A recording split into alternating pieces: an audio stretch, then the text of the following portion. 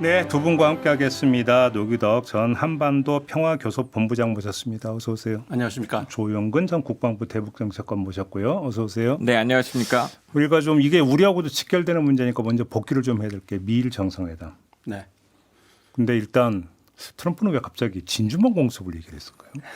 뜬금없이, 그죠? 뭐 이야기를 하다가 네. 이제 떠오르신 것 같아요. 그죠? 네. 그냥 즉석 발언이라고 즉석 봐야겠죠. 발언이죠. 의도적인 발언은 아니고, 네, 네. 뭐 닭가있지만 눈이 두 배로 막 이렇게 커지는데 보니까요. 그러니까 말도 안 되는 아니 왜 일본 것 공격을 같습니다. 일본한테 사전에 통보 안 했느냐 그러니까 서프라이즈 어택은 일본이 잘하는 거 아니냐 그래서 진지한 얘기를 한 거죠. 그러니까요.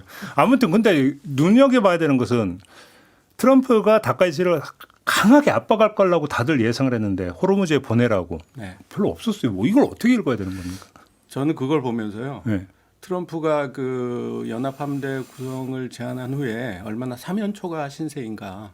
어느 동맹국도 나서지 않고. 그렇죠. 그렇죠. 아랍에미레이트 한 나라만 나섰다는 거 아니겠습니까? 음. 근데 일본은 사실은 미국의 요청을 가장 잘 수용하는 동맹국입니다. 거의 예스맨은 아니고 예스 국가였잖아요. 그렇죠. 예. 그런데 다카이치 총리가 미국을 가기 바로 하루 전날 일본 국회에서 질문을 받았어요. 거기에 대해서 나는 가서 할 수 있는 것은 할 수 있고 할 수 없는 것은 할 수 없다라고 말씀드리겠다. 아주 겸양어를 써서 표현을 하시더라고요. 미국한테 그러겠다는 거죠.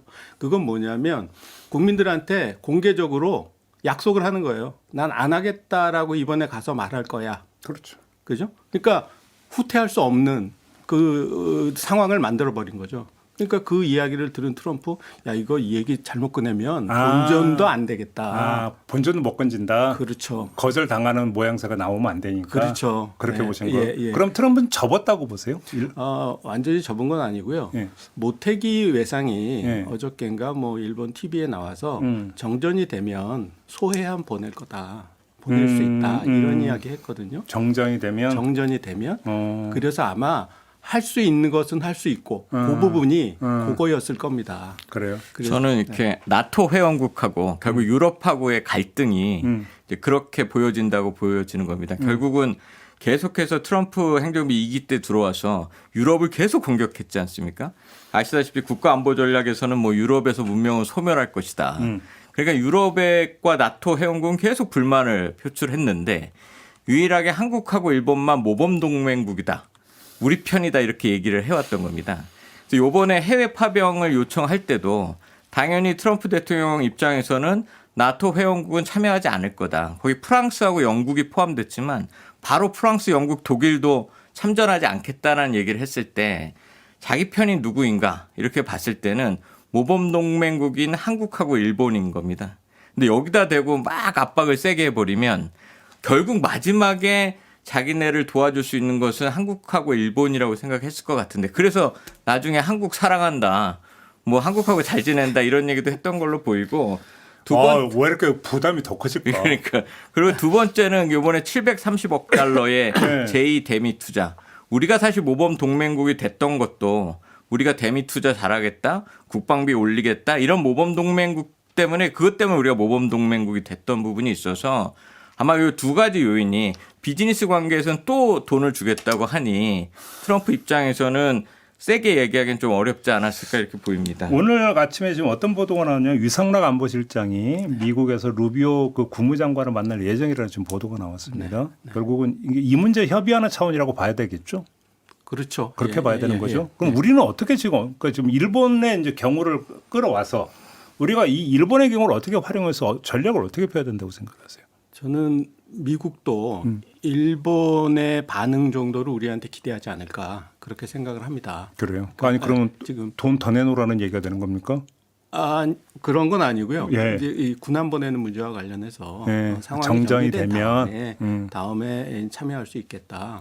정전이 되면 그때는 이제 그 바닷길을 열기 위한 차원으로 예, 예. 그렇게 뭐 일어나고 척질 것도 없으니까 그때가 되면. 그렇습니다. 그리고 뭐 나오는 얘기로는 호르무즈 해역과 관련해서 여러 가지 지금 압박을 하고 있는 거 아니겠습니까? 트럼프가 열어라. 근데 어떻게 보면 트럼프는 항상 또 하는 얘기는 미국은 호르무즈를 통해서 들여오는 원이 없어. 이거는 중국, 일본, 한국이 알아서 할 문제야. 그러니까 나와버리고 이란하고 잘 협의해서 세이프하게 안전하게 통항할 수 있게 조건을 만들어라. 그런 상황도 벌어질 수 있다고 봅니다. 예, 버티기 전략도 이제 전략인데 요번에 그 7개국 공동 성명을 할 때 거기는 일본이 포함돼 있었고 우리는 이제 나중에 들어가서 이제 거기에 공동 성명에 참여했는데 네. 이런 외교적 지지나 우리가 하여튼 호르무즈 해협은 개방되어야 된다는 그 국제사회의 지지나 이런 곳은 계속 참여해야 된다고 생각을 하고 두 번째는 3월 12일 날 그 국회에서 대미 투자 특별법이 이제 통과됐으니까 비즈니스 관점에서 본다면 우리도 이런 약속했던 부분에 대해서 적극적으로 대미 투자해 나간다. 이런 부분을 좀 세게 얘기를 해주면 예. 좀 시간을 벌면서 우리는 계속 긍정적인 신호를 보내는 게 중요하다고 보입니다. 근데 아무튼 그럼 이번에 초점을 이란으로 돌리면 이란이 지금 몇몇 나라 이제 그 배들에 대해서는 통행을 지금 허가를 했잖아요. 네. 그럼 우리도 이걸 받아내야 되는 거지 않습니까? 네. 가능성 어떻게 보세요? 뭐 나오는 뉴스 보면 우리 외교부도 이란을 접촉하고 있다. 뭐 일본도 접촉하고 있다. 네네. 그래서 그 접촉하는 거에 대해서는 미국도 그렇게 개의치 않는 것 같아요. 네, 그래서 뭐 얼마든지 가능성이 있다라고 봅니다. 얼마든지 가능성이 있다. 장군님은 어떻게 저는 보세요? 조금 어려울 거라고 생각하는데 왜요? 일단은 이란에서는 전형적인 갈라치기 전술을 그러니까 이란과 미국이 지금 하는 게 똑같습니다.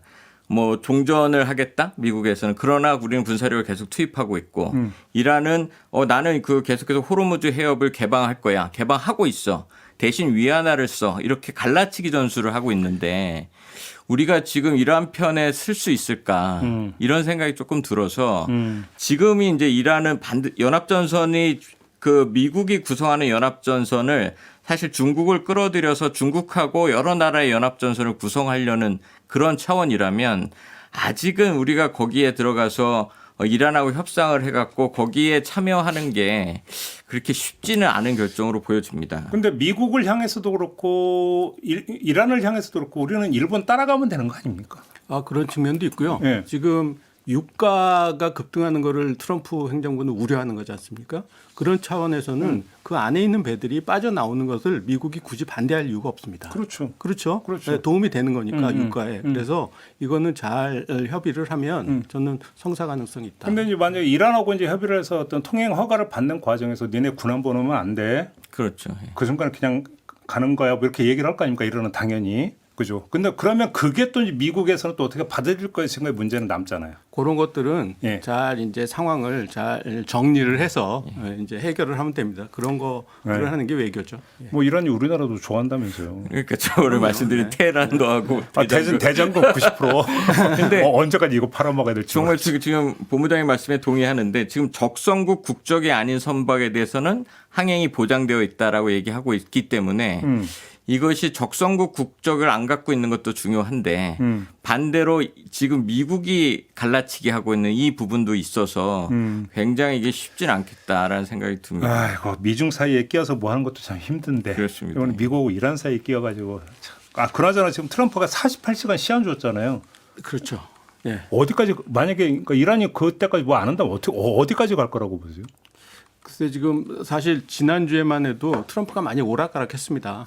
그렇죠? 예. 하루가 달랐죠. 하루가 달랐죠. 예. 근데 제가 주목했던 거는 목요일 날 갑자기 네타냐후가 기자회견을 하면서 조기 종전 가능성을 언급해요. 맞아 했어요. 그거는 분명히 이제 그러고 나서 금요일 날 트럼프가 또 이 전쟁을 줄여나가겠다라고 이야기하거든요. 그거는 제가 보기에는 이스라엘을 시켰던 것 같아요, 미국이. 하루 전날 그런 입장을 표명하도록. 그래서 저는 그러고 나서 사실 금요일 날 또 미국 재무부가 한 달 동안 지금 이미 선적돼 있는 이란 원유 금수 조치 해제하겠다 이렇게 맞아요. 하거든요. 예. 그게 상당한 신뢰 구축 선제적 제스처입니다. 이란한테 이렇게 손을 내미는 거거든요. 그래서 저는 물 밑에서 뭐 이야기가 좀 되고 있나 그렇게 생각을 했는데 또 갑자기 48시간 최후 통첩을 날려요. 그렇죠. 그래서 이게 아직은 제대로 된 대화가 안 되고 있구나. 그래서 더 세게 압박을 해서 미국이 제시하는 요구 조건들 이런 것들을 이란이 받아들일 수 있게끔 하는 여건을 조성하는 그런 시간이다. 근데 그래서 받아들이면 좋은데 안 받아들이면 어디까지 치닫느냐 지금 이게 걱정거리잖아요. 일단은 트럼프 대통령 입장에서는 조기 종전이 매우 중요한 시점으로 온 것 같습니다. 이제 원유 휘발유값 상승을 못 견디는 단계까지 왔기 때문에 이 48시간이라는 것이 사실 좀 어떤 분기점 이거 안 하면 안 되겠다라고 했는데 말을 했기 때문에 분명히 48시간 그렇다고 이란이 종전할 가능성은 없어서 아마 상징적인 타격은 할 걸로 보입니다.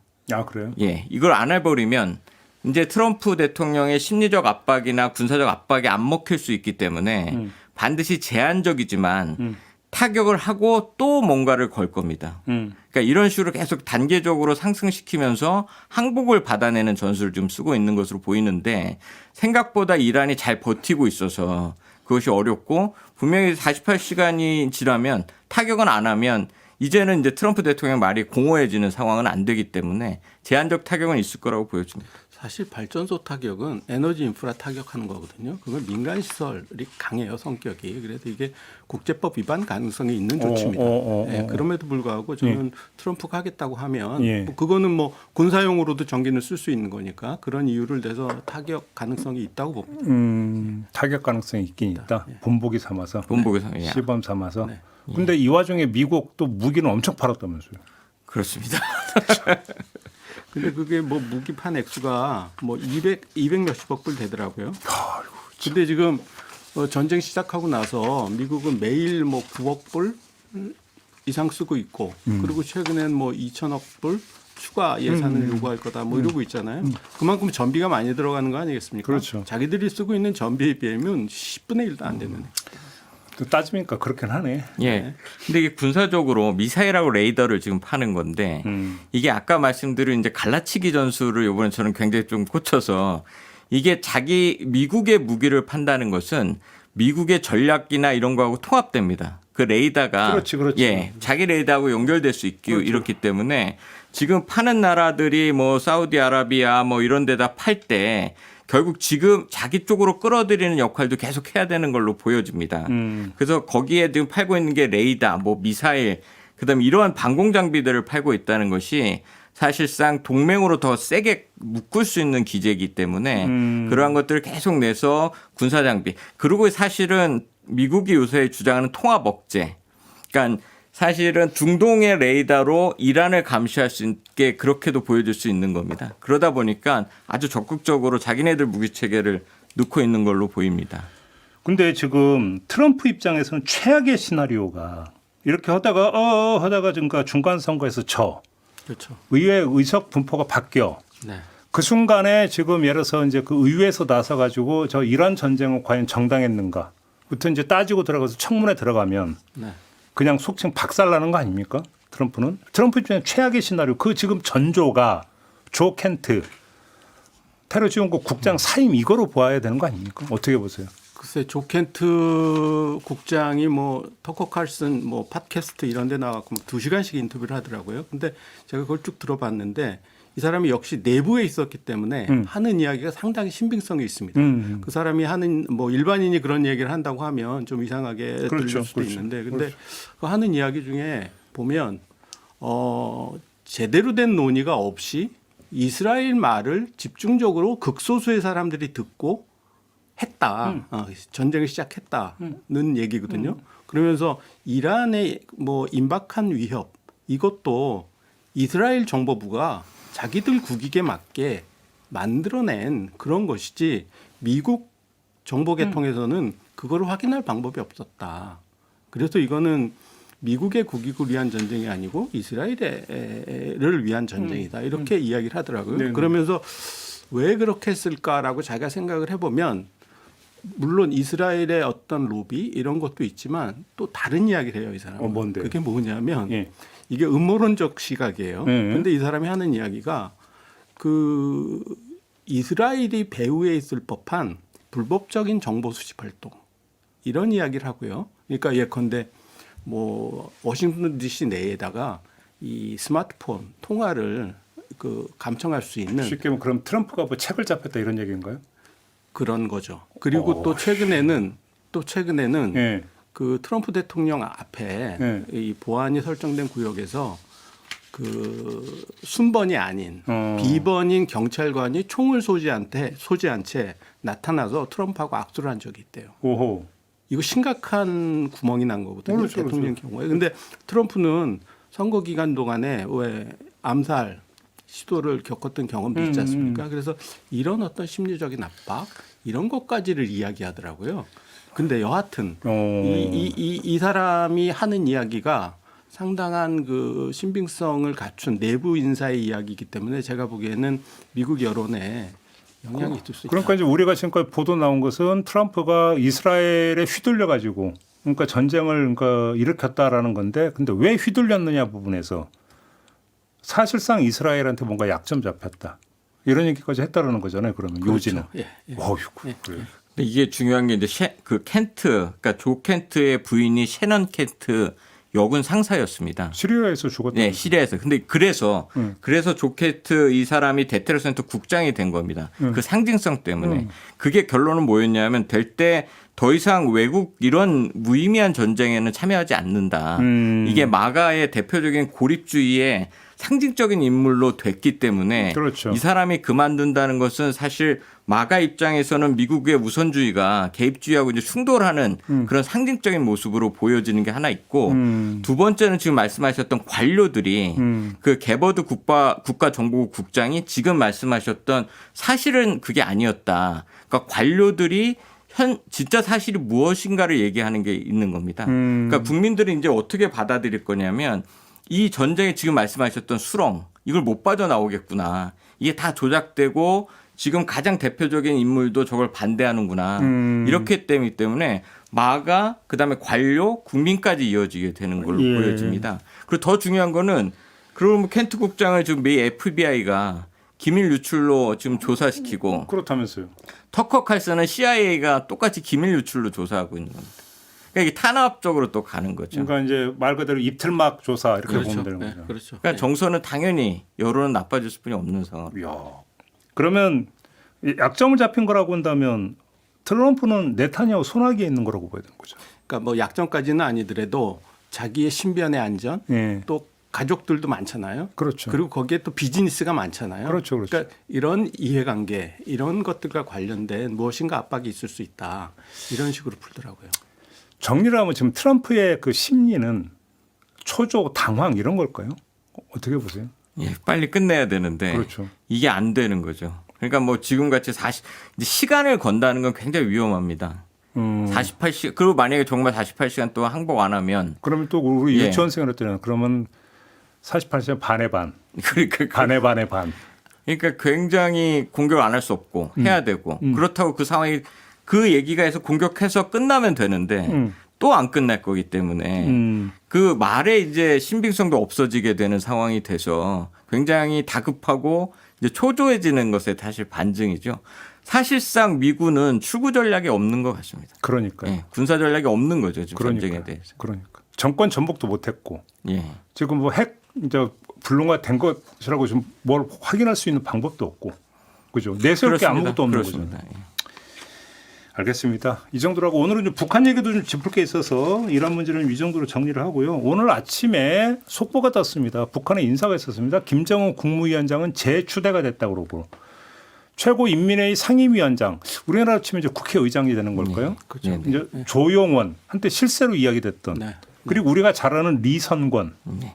목구멍으로 넘어가시면 내가 그 얘기했던 그죠? 그 주인공이 부위원장이 됐다는 네, 네. 속보가 네, 떴는데 네. 조용원 인사를 어떻게 이걸 그 해석을 해야 되는 걸까요?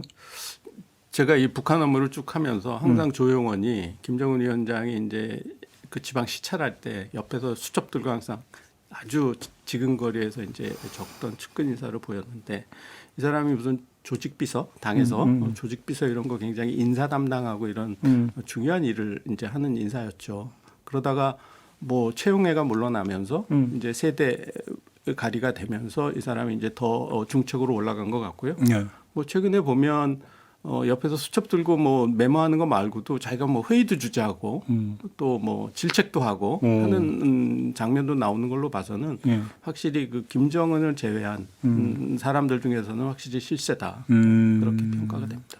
이게 최룡해가 이제 빠지고 요번에 이제 조용원이 들어갔는데 그러니까 사실상 최룡해는 그 항일 빨치산 2세대입니다. 그렇죠. 예.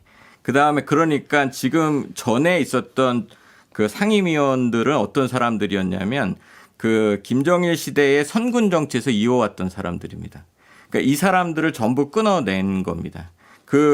그러면서 사실은 이제 당이 결국 성군에서의 당으로 바꾸는 것이 김정은의 최초의 그 목적이었는데 이제 이 사람들을 전부 제거하고 조용원이 올라갔다는 것은 이제 김정은 체제의 이제 완성이라고 보여집니다. 이제는 그렇게 그러니까 김정은 체제 뭐 2.0이 됐지. 이제는 성군 정치에서 완전히 그러니까 김정일 위원장으로부터 완전히 분리돼서 당이 중심이 되는 새로운 세대다.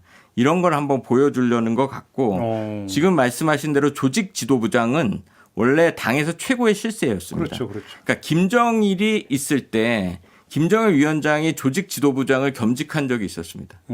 왜냐하면 인사를 자기가 담당하고 조직을 담당하고 거기에 정치 사상 통제도 하기 때문에 그런 사람이 사실은 김정은의 가장 측근으로서 이 조용원을 통해서 당을 장악해 왔던 겁니다. 이 사람이 이제 새 상임위원장이 됐다는 것은 가장 김정은 위원장의 생각, 당 중심의 운용, 그다음에 인민에 대한 생각 뭐 이런 것들을 반영할 수 있다고 생각하는 거죠. 김정은 위원장의 당 장악력이 이제 확고부동해졌기 때문에 조용원을 그쪽으로 빼도 된다라는 판단을 했다. 이렇게 해석을 하면 되겠네요. 할 수 있죠. 네. 그렇게 봐야 되는 거고. 예, 그렇습니다. 가장 김정은의 생각과 이런 지금 뭐 적대적 두 국가 이런 것들을 가장 잘 해낼 수 있는 사람이 사실 조용원인 거죠. 그러니까 이제 김정은 위원장의 어떤 그 체제라고 하는 게 확고부동하다. 네, 한마디로 그렇습니다. 이야기하면. 그렇습니다. 남북 관계는 뭐 풀릴 기미가 전혀 안 보이죠. 네, 남북 관계는 일단 조직도 없어졌고 이미 이제 민족 통일 이런 거는 와해 지워지고 쉽게 얘기해서 이제 서로 다른 민족이었다 처음부터 이런 것을 그건 아니지. 민족까지는 아니고. 예, 그게 왜냐하면 다른 국가다. 예, 왜냐하면 그 얘기를 어떻게 하는 거냐면 사실 조선 시대가 끝나고 자기네들은 항일 일본을 대항해서 싸웠던 그런 민족 체계를 갖고 있고 우리는 임시정부를 갖고 있는 그러니까 체계 자체가 달랐다. 이런 얘기를 이제 슬슬 하고 있어서 뿌리가 이제 그 남조선은 상해 임정이고 네네. 그러니까 북조선은 저기 항일 빨치상이다. 그런 얘기로 이제 사상 교육을 시키고 있는 겁니다. 그래요? 근데 이제 조금 다른 문제는 그러면 이제는 조금 실리적으로는 북한이 접근할 수 있어서 그런 문제를 이제 잘 어떻게 풀어갈까 이런 생각이 듭니다. 이제 적대적 두 국가로니까 남조선이라고 안 부르죠. 한국이라고 부르죠. 한국이라고 네, 부르죠. 대한민국이라고 대한민국이라고 한국이라고 그러더라고요. 이 추세를 그냥 계속 간다고 봐야 되는 거죠. 북한은. 그렇게 갈 것 같고요. 예. 이제 사실 뭐 우리가 지금 남북 관계가 꽉 막혀 있는데 바늘구멍이라도 뚫어보겠다라고 이제 말씀하고 계신데 그게 이번에 보니까 그 통일부가 남북 관계 청사진으로 내세운 평화공존, 평화선언 뭐 이런 거 같더라고요. 그래서 한국 전쟁 종식에 대한 어떤 정치적 의지를 반영한 선언을 하겠다 뭐 이런 말씀인 것 같은데 사실은 문재인 정부 당시에 종전선언이라는 거를 이제 끝날 무렵에 끝까지 이제 추진했던 바가 있습니다. 근데 그것을 했을 때 여러 가지 뭐 비판도 있었지만 그거를 문정부가 했던 이유는 대화의 물꼬를 터보자. 그렇죠. 뭔가 어젠다가 있어야지 대화가 시작되지 않겠습니까? 그래서 그 입구로서 대화의 입구로서 종전선언을 내세웠던 것입니다. 그런데 평화선언은 그거보다 조금 확대된 개념 같고요. 하여튼 뭐 지금 이 답답한 상황에서는 그런 어떤 대화를 여는 입구로서의 역할 이런 것들은 할 수 있을 것 같다. 하나 중요한 게 당대회 때 김정은 위원장이 했던 얘기가 똑같이 우리처럼 국익이라는 표현이 있습니다. 그러니까 우리 쪽에 대해서 굉장히 적대적인 얘기를 하고 했지만 이제 철저히 국익과 이런 이익의 계산에서 자기네들은 움직일 거다. 이런 얘기를 했기 때문에 사실 적대적 두 국가가 계속 저희가 저번에도 말씀드렸지만 이게 우리한테 도발적으로 나올 것이냐 아니면 좀 더 우리가 이것을 잘 대처하면 평화적인 상태로 끌고 갈 수 있느냐. 요 두 가지는 좀 다른 문제로 좀 보여집니다. 근데 지금 이제 그 얘기를 하면 좀 맞아 짚어야 게 DMZ 상황이잖아요. 지금 그렇습니다. DMZ 상황은 어떻습니까? 좀 변화된 게 있습니까? DMZ 상황은 이제부터 시작인데 지금 작년까지 75%의 북한이 소위 말한 국경서 작업을 했다는 겁니다. 근데 25%가 남아 있는데 이제 따뜻해져서 이제 땅이 얼은 게 풀려서 이제 이 25%에 대한 이제 작업을 할 겁니다. 근데 진짜 문제는 제9차 당대회 때 김정은 위원장이 여기에 대해서 요새화해라. 경계태세를 강화해라. 화력태세를 강화해라고 하면서 전방군단 4개 군단장 중에 3개 군단장을 바꿔버렸습니다. 그렇죠. 그리고 지금 더 중요한 건 600mm 방사포를 계속 3월 달에 사격하는 모습들을 보여줍니다. 그러고 나서 이제 국경선 작업이 끝나면 여기가 근데 저번에도 계속 말씀드린 대로 DMZ의 국경선이라고 자기네들이 주장하는 군사분 개선과 한국군이 생각하는 군사분 개선이 달라서 이제 이것에 대한 경계 태세를 쓰면 우리 합참은 교전 규칙에 따라서 여기에 대해서 공격을 해야 되는 상황입니다. 그럼 이 공격이나 경고 사격이나 군사적 조치를 하게 되면 북한은 이제 국경선이고 이것을 김정은 위원장이 얘기를 했고 그럼 영토 분쟁처럼 커질 수 있다. 그래서 이것에 대한 우리의 입장을 빨리 정부가 정리를 해서 그거 안 돼 있어요 아직? 아직은 안 되어 있습니다. 그러니까 합참의장이 2월 달에 이 북한이 군사분계선을 침범하면 교전규칙에 따라 강하게 대응하라고 지금 지시해 놓은 상태여서 이것을 빨리 정리를 해 어떻게 할 건지 정말 밀어붙여서 NLL처럼 우리가 거기를 할 건지. 근데 이렇게 되면 DMZ에서 대규모 무력 충돌이 나면 이제 남북 관계는 사실상 끝나버립니다. 그렇죠. 예, 그리고 이게 예전처럼 그렇다고 그냥 또 지켜만 볼 수도 없고. 그래서 이제 굉장히 이 부분에 대한 토의와 참 숙고가 필요한 시점이 지금입니다. 글쎄 제가 뭐 뉴스를 보면 북한은 거기다가 뭐 그 완전히 국경선화 작업을 하고 있는데 우리는 대책이 안 보이는 것 같더라고요. 그런데 그거는 좀 곤란하다. 그래서 한미 간에 빨리 네. 협의를 해서 네. 거기에 상응하는 대책과 조치가 필요하다라는 생각이 듭니다. 지금 북한 입장에서는 이란 전쟁 때문에 어쩌면 지금 사드 나가 있다고 뭐 보여지는데 그 사드 뭐 패트리어트 이렇고 미군이 2개 전쟁을 여태까지 할 수 없다고 믿어왔었습니다. 그러니까 이 미군의 적극적 개입이 어려울 수 있겠다는 생각도 할 수 있는 상태고 내 뒤에는 핵무기를 쏠 수 있는 600mm 방사포가 있다면 왜 이렇게 무서운 얘기를 하세요 예, 지금? 생각보다 강경하게 나올 수 있어서 이거에 대한 대책이 필요하다. 이걸 말씀을 드리려고. 불안감을 야기하시면 안 아니, 돼요. 대한민국의 안보태세는 아주 확고히 이제 취해져 있다. 예. 그렇게 예, 봐야죠. 그렇습니다. 예. 당연합니다. 안보 태세를 말씀드리는 왜 게 저기 아니고 유튜브 보면 대한민국의 그 포방부라고 부르던데 요즘은 유튜브에서 그죠? 네네. 화력은 뭐 최고라고. 그러니까 그래서 이제 걱정이 되는 게 지금 말씀드린 화력 우리가 최고여서 우리는 강력하기 때문에 아유 그럼 안 되죠. 네, 거기서 무력 충돌이 나지 않는 방안도 같이 강구해야 된다. 이 말씀을 꼭 드리고 싶은 겁니다. 그러니까 이 DMZ에서 그러니까 무슨 뭐 영화 고지전처럼 이런 양상이 벌어지면 큰일 나는 거잖아요. 그렇습니다. 근데 유엔사는 뭐 하고 있대요? 그 유엔사가 여기 일체 이게 정확한 정전협정 위반인데 아니 자기네 관할이라고 네. 저기 다른 건 그렇게 저기 뭐냐면 딴지 걸면서 왜? 그러니까 유엔사가 현재 지금 남북 관계에 개입하는 것은 굉장히 미온적인 겁니다. 또 그러니까 골치 아픈 건 니네가 알아서 하라 이거예요 지금? 무인기에 대해서도 한마디도 하지 않고 지금 이러한 상황에 대해서도 한마디도 안 하고 있는 거죠. 그냥 통행 허가만 받아라. 통행 허가는 적극적으로 개입하고 참. 간마디로 얘기하면 해법이 안 보인다는 거네요 지금. 해법을 만들어야 되는 시점이라고 생각이 듭니다. 모색하고 있다 뭐 좀 정부가 뭔가 좀 이렇게 그 지금 짜고 있다 이런 얘기는 못 들으셨어요? 예, 그래서 제가 여기저기 돌아다니면서 만들어야 된다 이렇게 주장하고 있습니다. 장군님이 국방부로 다시 가셔야 되는 거 아니야? 9.19 군사합의도 아직 복원이 안 되어 있기 때문에 그러니까. 아직 제가 갈 타임이 아니에요. 그래서 솔직하게 말씀드리면 9.19 군사합의를 빨리 복원해야 된다. 네. 평화적 조치도 네. 동반되어야 된다는 얘기를 저번에 하고 그 말씀 하셨죠. 예, 예. 맞아요. 알겠습니다. 오늘 얘기는 좀 이렇게 마무리할까요? 네. 두 분 수고하셨고요. 저도 물러가겠습니다. 고맙습니다. 네, 감사합니다.